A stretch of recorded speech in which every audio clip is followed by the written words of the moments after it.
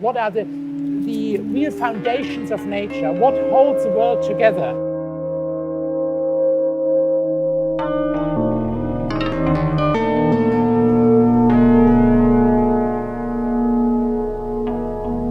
And there's no chance that you wanted to see it, and that's why you see it. We do our best, but sometimes nature gives you the answer, sometimes nature keeps you waiting.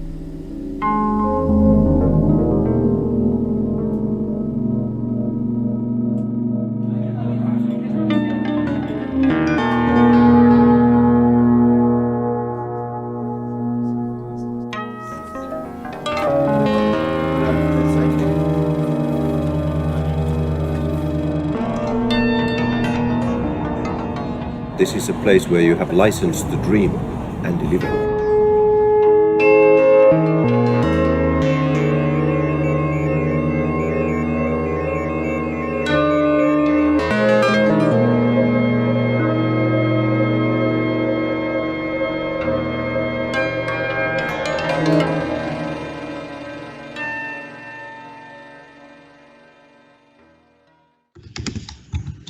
Sveiki visi, iki šiol dalyvaujantis kino pavasario veiklose ir man labai gera pristatyti turbūt vieną paskutiniųjų, jei ne paskutinį kino pavasario susitikimą su režisierė ir šiandien mes kalbame su vienu iš tokios kino pavasario paralelinės programos Eureka, kurią remia Lietuvos mokslo akademija vieno iš filmų šios programos režisierė Anna de Manincor, kuri režisavo filmą CERN, eksperimentinis miestas. Tai pokalbis vyksta anglų kalba, aš dabar persijungiu ją ir kalbinu filmo režisierę. So Anna, thank you so much for joining us today. I just introduced you to people that are watching this broadcasting today, and actually there are quite a lot of people that already saw your films, but I believe that there are a few that haven't seen it yet, and as the film will be available until the end of the month, I would like to to speak about the film and then maybe encourage those that haven't seen it to see it until the end of April, because the film will be available in Telia TV until 27th of April. So I would like to start from a few questions from my side, and I was actually quite surprised when in some of the sources I saw that the film is being in the credits near the director, line. It's written that it's Zimmer Pride, and it's a collective of artists and filmmakers, and it's sort of collective directorial film. I'd like you to speak a little bit more about this group of people that you work together and what's the story behind your joining. Yes, I was thinking before that this is the nice part of this new shape of the festival, that it's so long and the films are available for such a long time online. This is something we could keep even afterwards. Yes, of course, Zimmer Frei, it's my work group since 20 years. So we worked together since we were very young, doing a university in Bologna, and we worked in performance first. And then we did some video installations and we moved to the art film. It's not because we decided to do so, but the experiments we were doing, combining performance and video installation and live video, at the time in 2002, 2003, raised a little bit of interest in the visual arts, and so we decided to keep our collective. And it's very common to be a collective, a group, let's say, in performance, in theater. In theater, normally you collaborate with actors or with a director, with technicians, and you have like a company. In the visual arts, it's not so common. It's considered a kind of a season, or there are some couples working together, but we are 3. And even now that we work mostly with documentary films, we still work together. So we conceive a film together, and we write it together, and we decide the editing together, even if each one of us has his own skills. So for a long time it was me doing the images. Now we collaborate with the director of photography, so I do the second camera. And he's much better than me. And Massimo Carozzi, he's a sound designer and a musician, so he takes care of the sound on set, and then he takes care of the sound design during editing. But he collaborates as well with some other musicians. And Anna Rispoli, she's an artist and a director working mainly in public art, so in art in the public space. So we basically write projects together. And we were all together at CERN for the whole process. And then I edited on my own. Working with 2 different editors, one in Italy and one in France. But it was like me who delivered the film at the end. So that's why there's my name as a director, but I am under the umbrella of Zimmerfrei. Okay. And can you tell a little bit about the initial kick for this project, where you were primarily interested? Was it this scientific, let's say, weight of CERN as a city, as a community, or it was more of because I watched the film as a dreamy comment on what is community and what would be the perfect community and what could be maybe structures of society that is much better than what we have maybe in the basic cities. Tell us a little bit more about the start of the project. How did you get interested in CERN, and how did you eventually got there? Because it could be also complicated, I believe. Before this film, we did a cycle of films that are portraits of cities. And they are strange portraits because they focus on a very little area in a metropolis, for example, or on a courtyard, a single courtyard in the city of Copenhagen, for example, or a bar in Marseille, France. Or a little tiny island in the Netherlands, for example, that is completely designed by engineers, by land engineers. And so we were interested into how a place can become a town inside a city. Because a community decides that this place has special rules.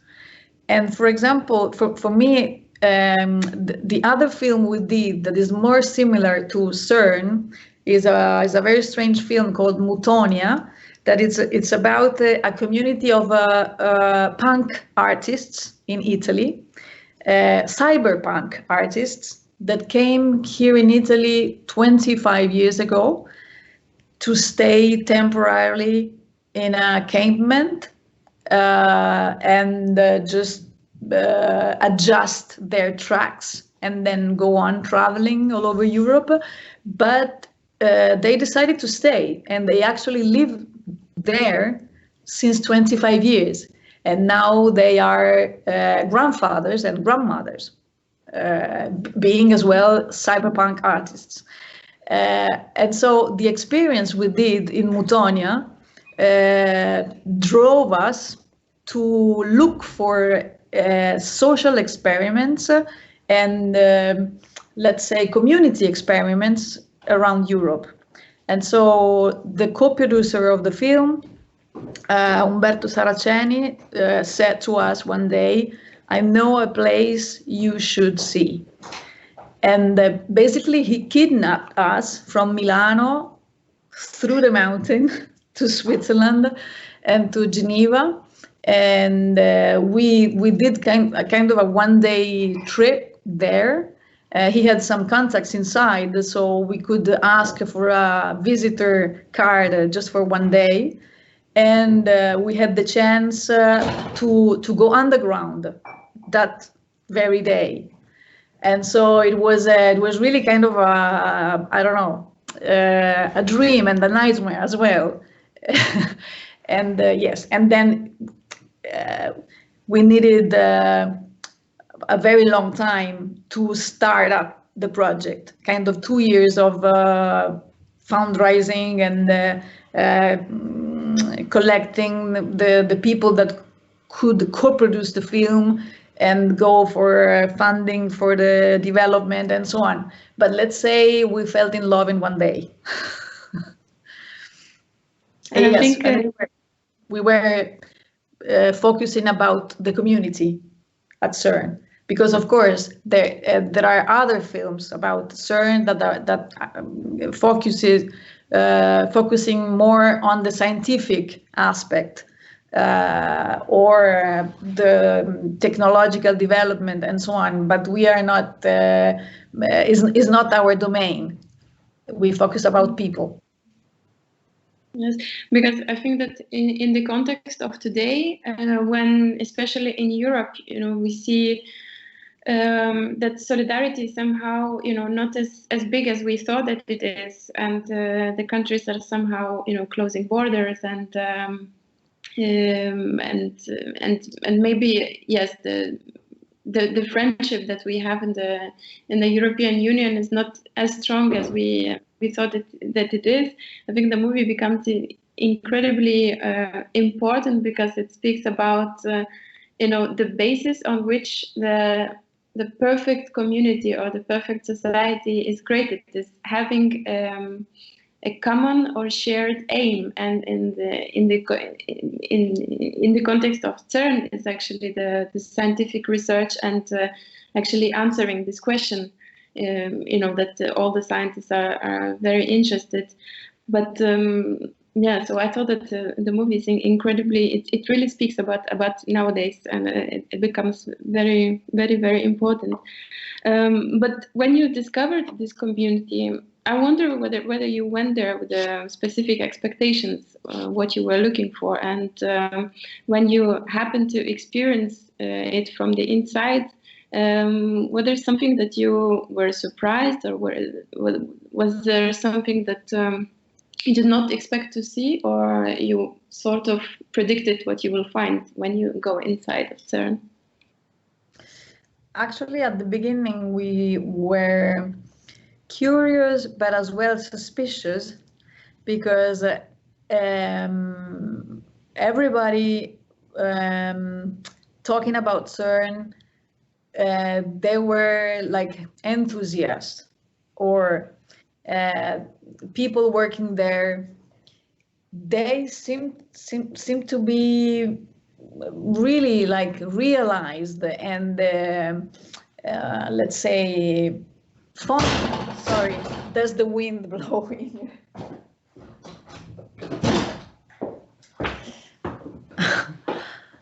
And so we were questioning ourselves, saying, but are they so well trained, like in the biggest corporation, and so they kind of assumed the purpose of the place itself, and they feel as they are part of it so much that they kind of incorporated CERN. Are they telling the complete truth or not? So we were trying to see some contradiction, or we were expecting, of course, to meet people under a very high pressure for delivering work, or experiencing a very strong competition. And of course, this is true. They admit that the competition is very high, and of course, I mean, this bunch of people working there would like to become members of CERN, but not all of them are. They work in a collaboration for some months through another institution, through another university, and so on. So they are not all in the same position. But even if they were talking about like a breakdown or high pressure and so on, they were not complaining about it. It's like when you talk with athletes, it's what they do at their best, and if they cannot do it, they just get depressed. They get depressed. So it's part of the game, let's say. And they say that they absolutely prefer to work in a public institution, as you were saying, in a public funded institution, much more than in a private firm or society or corporation, because the value of the work is much higher there. It's like it's completely paid, it's already paid by our taxes. So it's ours already. We don't have to pay it to use it. That's why they are so proud of it, I think. But that's what in some of the well, going into like maybe more to the characters that are speaking in the film, I kind of heard some sort of disappointment from some of them for the fact that maybe they are not always, somehow recognized or considered or somehow heard. The story about the World Wide Web. It's actually, for me, it was surprising news, and I didn't think that it was created in CERN, and I don't think that many people know it. So somehow, their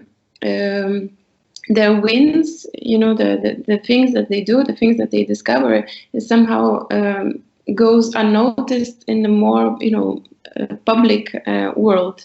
We don't hear them that often, and I think that it really tackles the real issue that we're also facing now, the fact that actually the real experts, they're not that heard, as the media people or celebrities or the famous politicians and so on and so on. But did you sense this slight disappointment that I was just speaking about from them? As well, because we looked for such a long time for some disappointment, that we got some in the end. But it's absolutely true what you are saying right now, that in many cases the real competent people is not asked for opinions or for counseling and so on. And when you knock on their door, you want an answer right now, and you want to know how, when, and for how long, and so on. But that's not the way things go. The thing they keep on repeating is that they don't know. Yeah. They look for some answers that will open up other questions, and it's the same thing with the medicine right now. And now I was checking the CERN website, and of course they are in quarantine as well.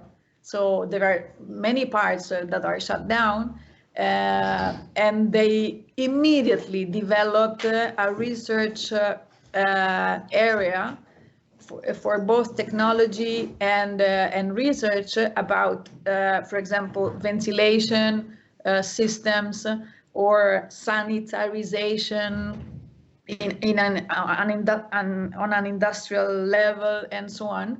And this is possible because they function as a community where each one can make a proposition and propose it to a work group, and then an assembly decide if they want to go on with this, or they can pass it on to another group, and so on. You don't need to be the best expert on ventilation to ask for an experiment about can we go further with medical ventilation with what we know about particle physics. Let's try. And so there's this direct link between competencies, let's say, and but on the other hand, as you were saying, they are not the owner of what they develop. So there's no signature on it. Of course, they can be awarded, but they don't own it. So sometimes, for example, the World Wide Web story, it's a very funny story in the film, because it's told by somebody who is not the creator of the HTTP platform, but it's somebody who was listening to Tim Berners-Lee talking about this idea of a highway of informations, let's say, and he didn't get it. He couldn't conceive the thing we are living right now and the thing we are doing right now, because Tim Berners-Lee couldn't describe it like this. But he was, and so he could feel the limits, like going backwards, saying, I was so stupid, so dumb, that I couldn't see it. And it was as well because this idea was like a side project of Tim Berners-Lee. It wasn't his main thing to do, but in the free time with some collaborators, he was saying, okay, we have so many things to share and we cannot store them, and it takes so long to go from one link to the other, because let's say the web existed already, ARPANET existed already, but you needed to know on which format, with which language, in which way you could connect. So it wasn't like, okay, click like this.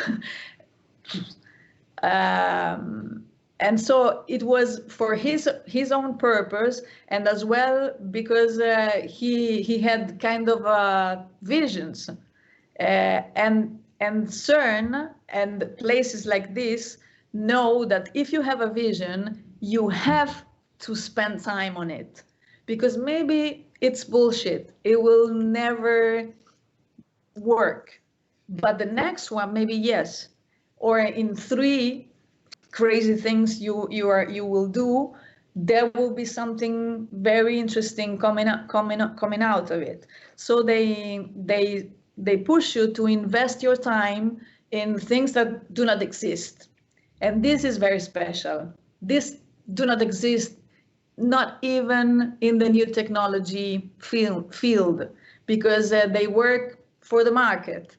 They try to push the market some way, but they have to sell it. At CERN, maybe some things they developed, for example, about neutrinos, they will have a use in 20 years, and they will be dead, the people who developed it. This is it's something that is very hard to experience in our profession. to do something with no purpose, just because you can conceive it. It's really, I mean, it's a gift. Yes, and it's somehow, for me, as someone that is very not familiar with science and that comes from completely different field, it's a great pleasure to see these people, these great minds, behind, some not realized stuff and some realized projects like World Wide Web. To see actually these bright minds that are working there, and thanks to you, that actually there are not that many platforms for them to be visible, and that's for me the sad thing. What I told at the beginning, that they're not so visible. But I have a question from one of the spectators. Migla is asking to share a little bit more of your maybe insights about the working atmosphere in CERN, and what is your opinion? How is it possible that so many different people can somehow live together and work for one project together? Many projects. Yeah. In my experience, the most interesting place was the cafeteria at CERN. And we spent a lot of time there, even because the people we interviewed asked us to go there to talk instead of their office. And I think it's a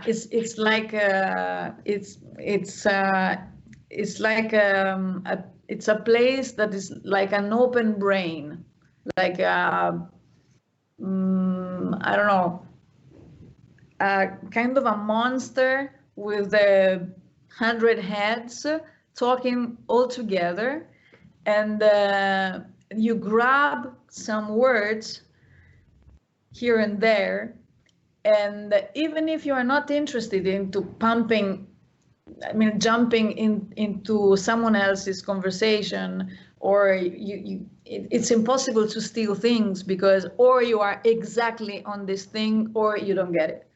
It's not only me and you that don't get it, even them, they don't get it if they don't belong to the same work group. But it's so nourishing, the fact that they are so into it, they keep on talking of the things that they are doing all day long, no limits, all day long. There's nobody saying like, okay, stop it, now we talk about coronavirus. No. No, we talk about it maybe on the bus. And the one thing that for me was very strong is the thing that Álvaro de Rújula said to answer to this question: how can they work together, coming from different countries, and they behave in different ways and so on, is the fact that very practically they have a code of conduct. It's not just because they are nice people. Some of them have very bad character. But they are really strict on this code of conduct that deals as well with behavior, and there are parts dedicated to Italian people, for example. Stop waving the hands like this. I mean, or do not talk to people with 10 centimeters from the nose. It's not safe. And it's absolutely true. We discover it right now. So they follow the rules because these rules protect them to, like, okay, blow the things in the first 3 days. And then it's absolutely true, the fact that they do not protect their own nation. For example, Álvaro de Rújula say, if you avoid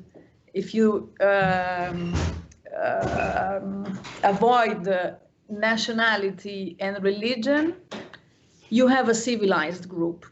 Just these two things. take them out. I mean, take them elsewhere. It's not necessary that you forget about it, but okay, take them out of the door, and the group becomes civilized. And of course, the only language they share is the high mathematics, and so it has no meaning, the fact that they come from China or they come from Switzerland or from Lithuania. It's they are like tuned on the same thing, and they can do it only there. This is the thing. That's why they are able to work together for such a long time, because they don't have other place to go. How much It's like, sorry. We to do the whole project, the whole film, it took to us 4 years, and we went there, if I don't go wrong, kind of 12 times.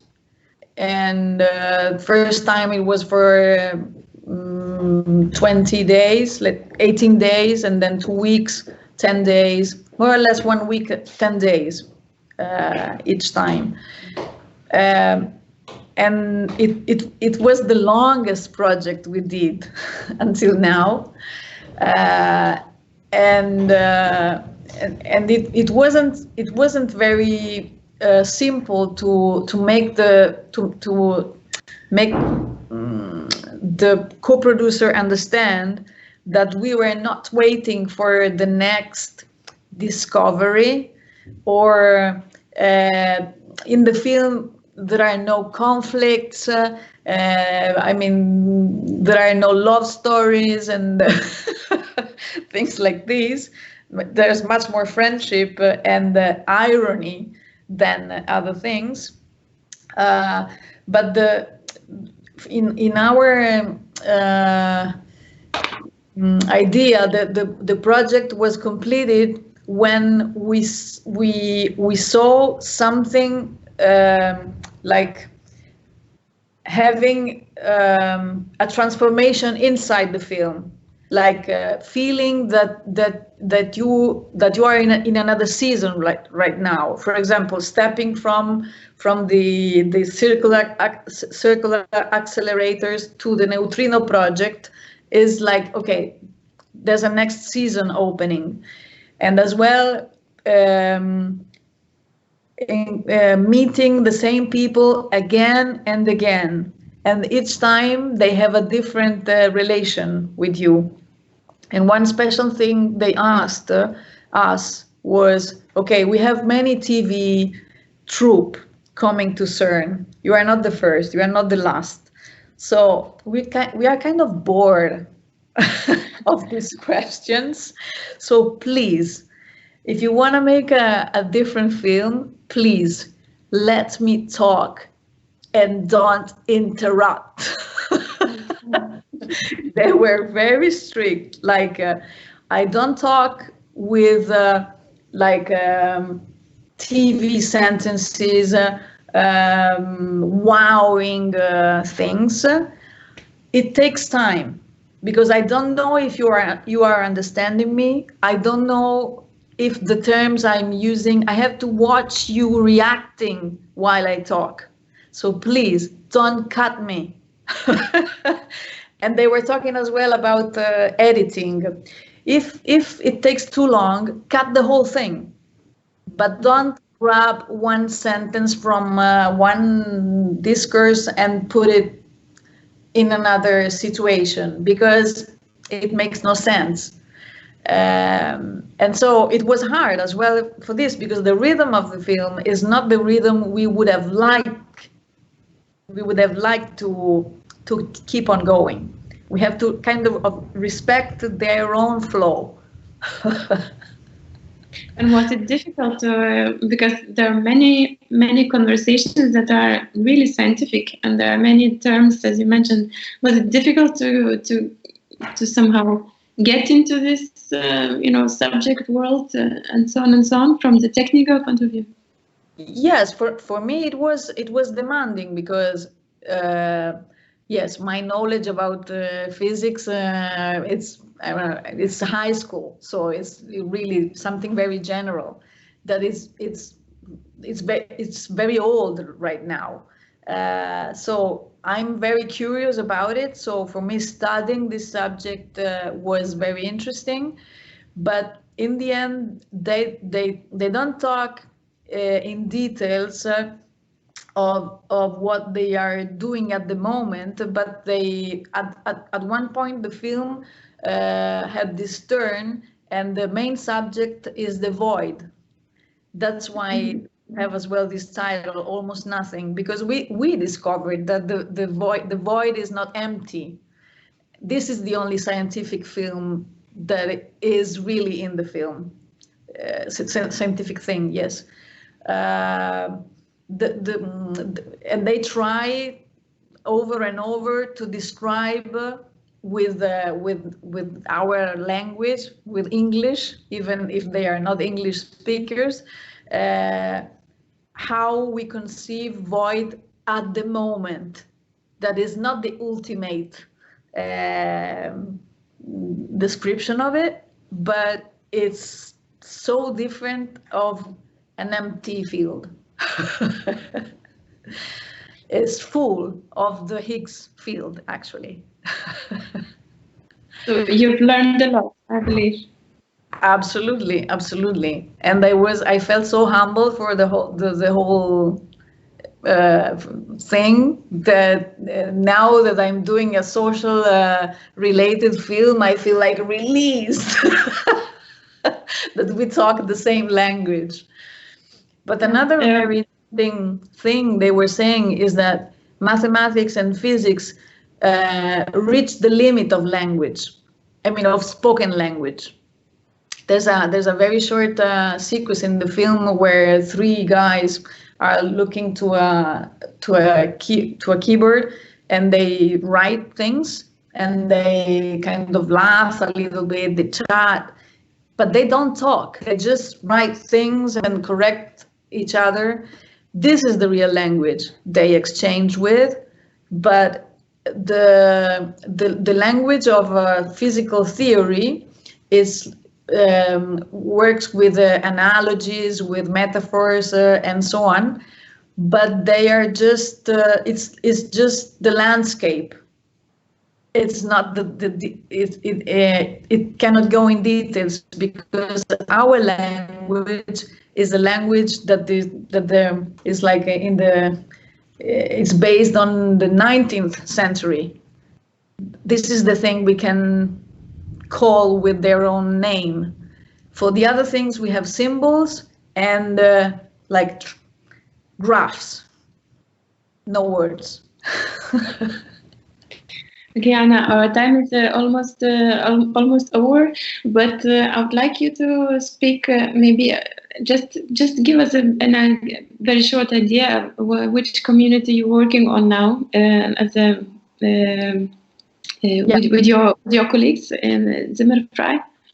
Yes, hopefully we are working right now in Bologna, the place where Massimo and I live.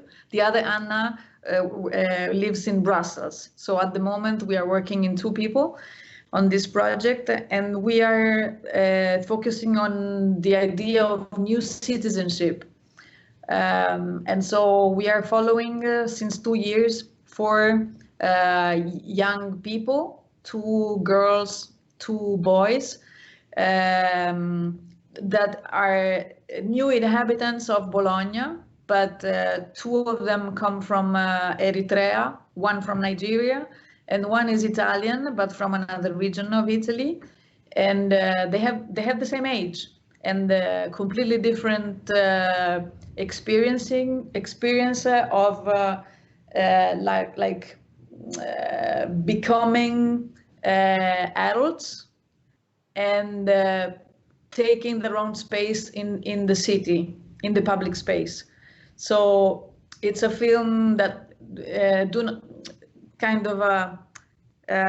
faces the idea of the integration, but not from the side of this is us and then there are the others coming, but like we are experiencing the fact that we are here together, so we share the space.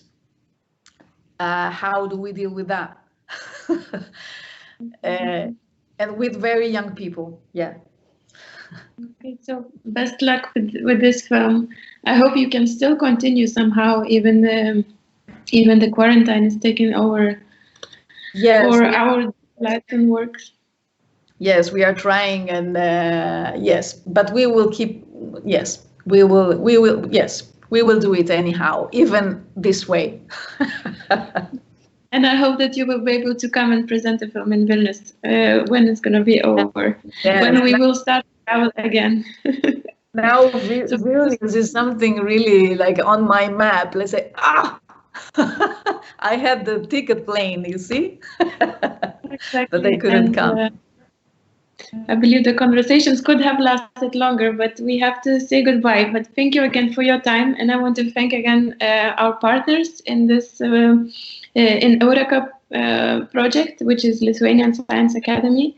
So thank you so much for helping to organize it. And Anna, once again, stay safe and good luck with your upcoming projects. And I hope to see you again. Okay, take care. Thank